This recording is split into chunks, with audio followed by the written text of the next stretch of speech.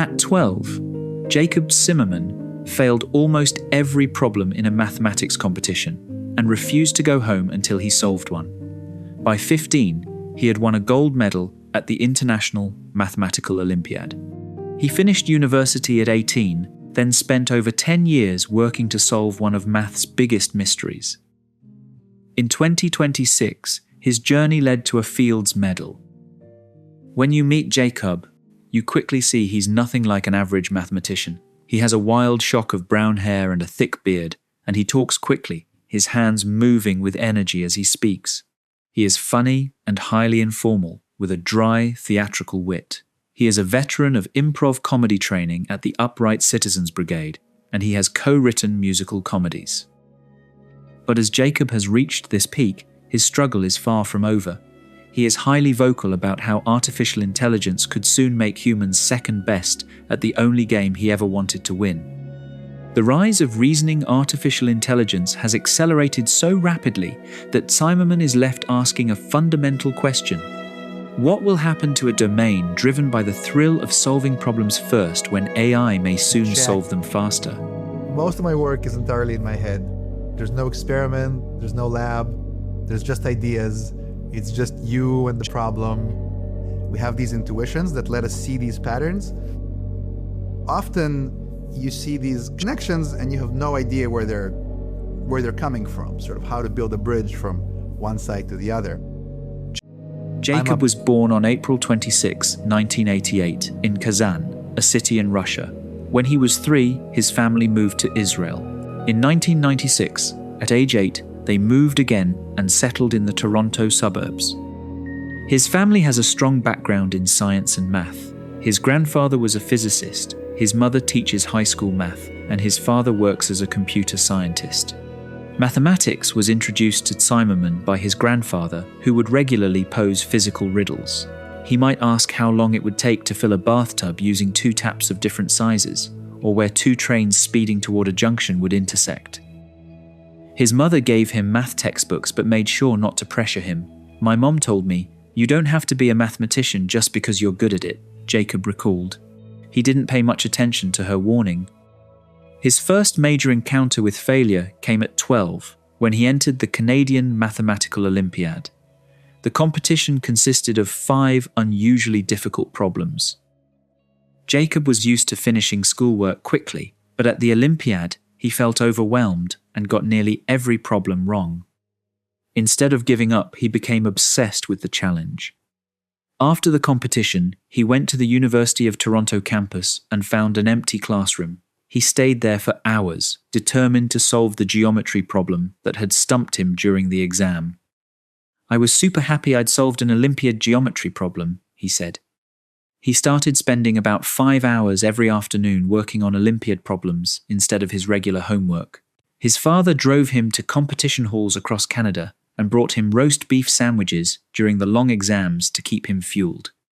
His hard work paid off quickly. In 2003, when he was 15, Jacob won a gold medal at the International Mathematical Olympiad in Tokyo by solving 4 out of 6 problems. At the 2004 Olympiad in Athens, he got a perfect score and another gold medal. His biggest learning from the experience was to handle confusion. Competition math teaches you to sit with one problem for many hours, even though you're almost certainly stuck, he has said. "If that's not research math, I don't know what is." When he was 16, Tsimerman left high school and started studying full-time at the University of Toronto.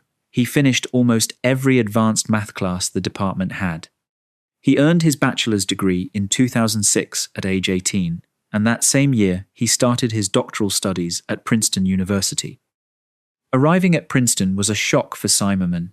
For the first time, he was among people who were just as quick and ambitious as he was, and also used to being the smartest in the room.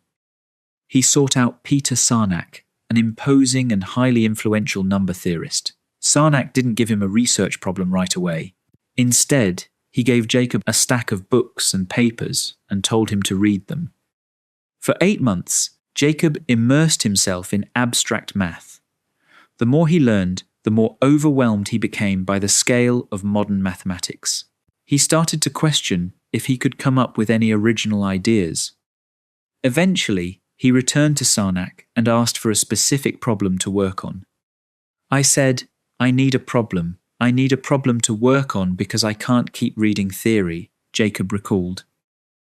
Sarnak gave him a problem in analytic number theory, the area of math Jacob had liked least as an undergraduate and had hoped to avoid.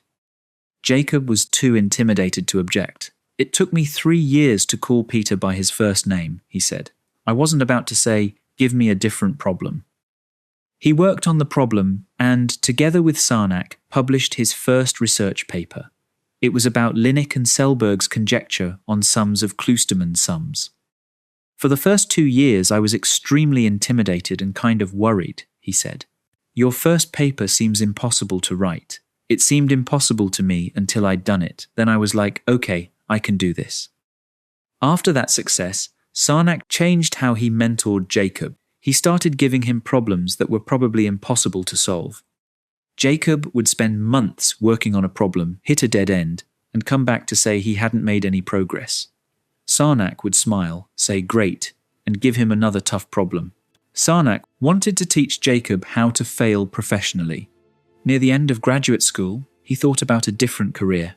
He did a 2-month summer internship at the trading firm Jane Street and worked part-time as a quantitative analyst for another investment company. He liked the fast pace of finance. It gave him tough puzzles to solve, smart co-workers, and a clear way to measure success each day through profits and losses. But after a few months, he started to feel limited. Financial problems were always tied to short-term profits, while pure mathematics let him spend years exploring a single deep idea. He decided to stay in academic research. He was soon directed towards one of the largest unresolved problems in algebraic geometry. So we award Jacob Tsimerman with the Fields Medal for his contribution in recasting the O minimality as a fundamental method of arithmetic and complex algebraic geometry.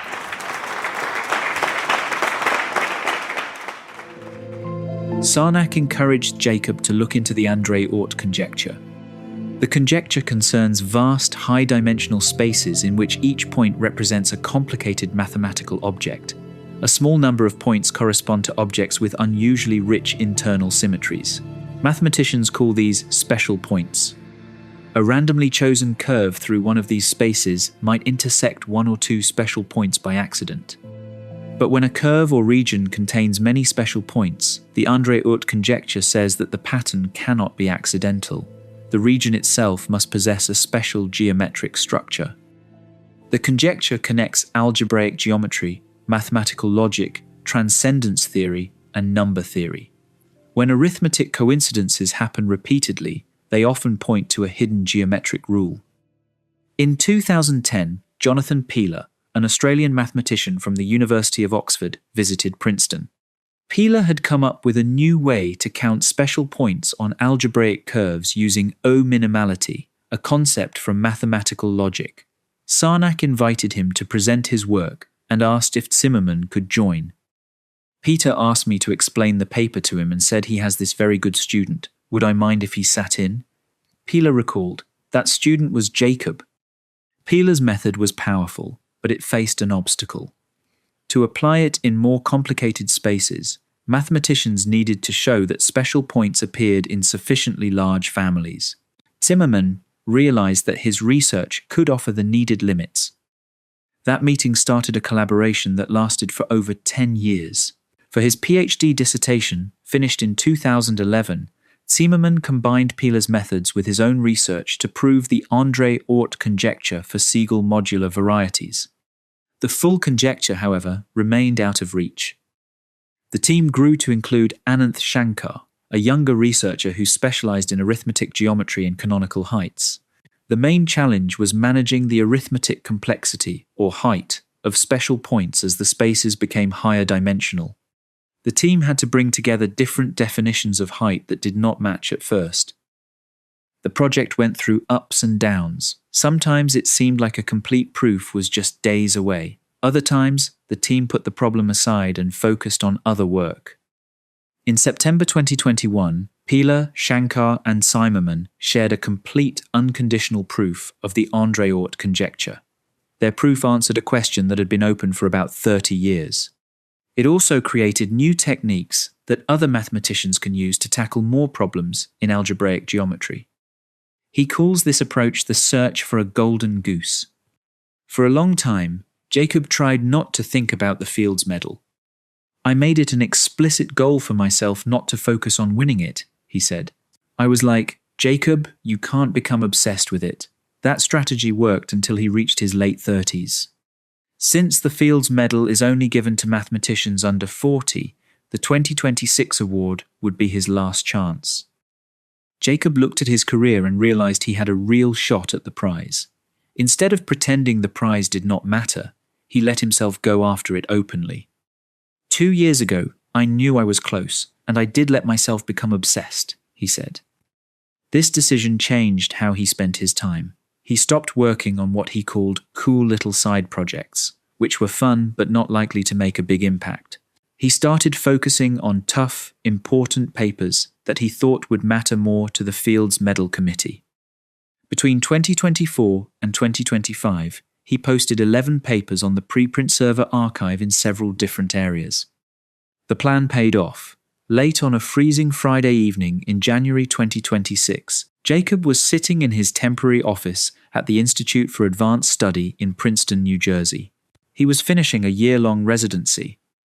He clicked open a short email from Hiroku Nakajima, the president of the International Mathematical Union. The message requested a phone call on Monday morning, but gave no reason for the appointment. Jacob, then 37 years old, felt his stomach drop. He knew that the International Mathematical Union only sent such cryptic, late-week emails for one reason.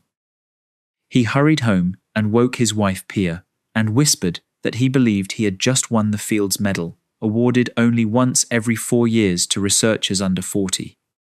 What followed was a brutal 48-hour waiting game. For the entire weekend, Jacob paced his house, unable to work, unable to sleep, waiting for a confirmation that had not yet been spoken aloud. When Monday morning finally arrived, the call went through and Nakajima confirmed the news. To burn off the manic, crackling, nervous energy that had accumulated over the weekend, Jacob stepped outside and walked for hours through the quiet Institute for Advanced Study woods, listening to the winter wind through the branches. On July 23, 2026, at the International Congress of Mathematicians in Philadelphia, Jacob was awarded the Fields Medal. The official citation praised his work in making O-minimality a key method in arithmetic and complex algebraic geometry. It also noted his contributions to Griffith's conjecture and the André-Oort conjecture for Siegel modular varieties.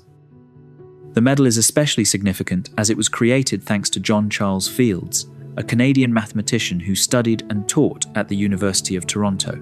Jacob is the first person working at a Canadian institution to win the award.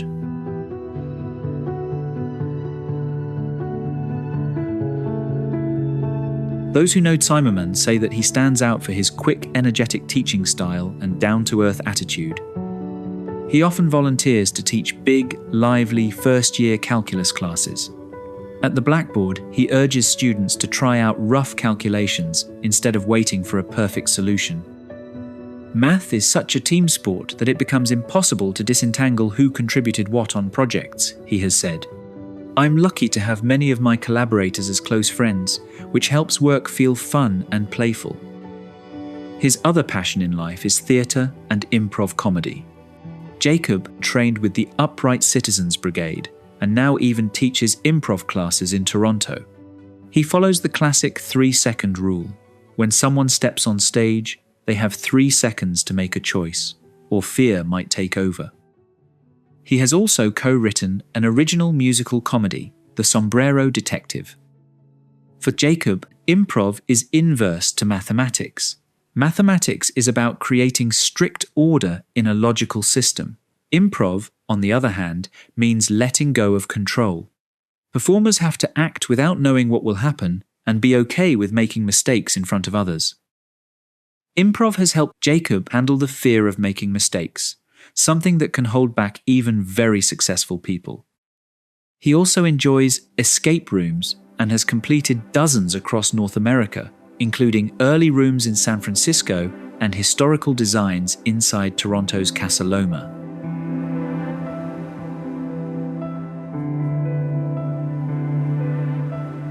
The fast progress of reasoning LLM models in 2025 and 2026 has changed how Jacob sees the future of mathematics. An early sign that AI was getting smarter appeared when AI models tried to tackle the International Mathematical Olympiad. This is a tough competition for high school students, with only 6 very challenging questions. Because the test requires strong mathematical intuition and covers many areas, researchers saw it as a good way to measure AI's progress in math. Most experts believed it would take years, maybe even a decade, before AI could do well on it. That prediction turned out to be wrong. In July 2024, Google DeepMind revealed that its alpha-proof AI could solve 4 out of 6 questions from that year's IMO, earning a silver-level score. This was a big achievement, although AlphaProof was not a typical large language model and had been specially trained for IMO-style problems like geometry. It was still unclear how much further it could go. Then, just a year later, Google and OpenAI both announced gold-level results, with OpenAI using a model that was not focused mainly on math. These breakthroughs got mathematicians' attention. People's eyes really opened, says Ravi Vakil at Stanford University in California. In May 2026, however, OpenAI announced that an internal general-purpose reasoning model had disproved the Erdo's unit distance conjecture, a problem in discrete geometry that had resisted human mathematicians for 80 years. Mathematician Timothy Gowers described the result as a milestone for artificial intelligence in mathematics. He said that had a human submitted the paper to the Annals of Mathematics, he would have recommended its acceptance without hesitation. I think AI will be better than mathematicians at doing math within 2 years, Jacob believes. He has begun reorganizing his professional life around that prediction. Jacob has stopped taking on conventional graduate students. He argues that it may be ethically questionable to train young people for a traditional academic career if that career could change fundamentally before they finish their degrees. I don't know what to do with a grad student in math who's not very AI motivated. He has also pulled back from some traditional pure math research to focus more on AI safety. With Andrew Critch, a friend from childhood mathematics camp and the CEO of Encultured AI, Tsimerman co-authored a paper titled A Taxonomy of Omnicidal Futures Involving Artificial Intelligence. The paper examines scenarios in which highly automated, multi-agent AI systems could contribute to unintentional human extinction. Critch and Jacob consider, among other possibilities, how automated national defense policies and synchronized drone fleets might produce rapid military escalation without any human actor deliberately choosing to begin a conflict. Jacob sees a role for mathematics in addressing such risks. What is the future of AI and math? Would it be of humans and machines working in lockstep, or would it make mathematicians more operators of a slot machine, pressing a button that sometimes produced an interesting result in full? For Jacob, who grew up taking part in maths competitions like the IMO, the latter didn't have much appeal. My experience of math is the act of solving problems, and if I don't do that anymore, I think I might prefer playing music, or doing theatre, or learning something else, he says.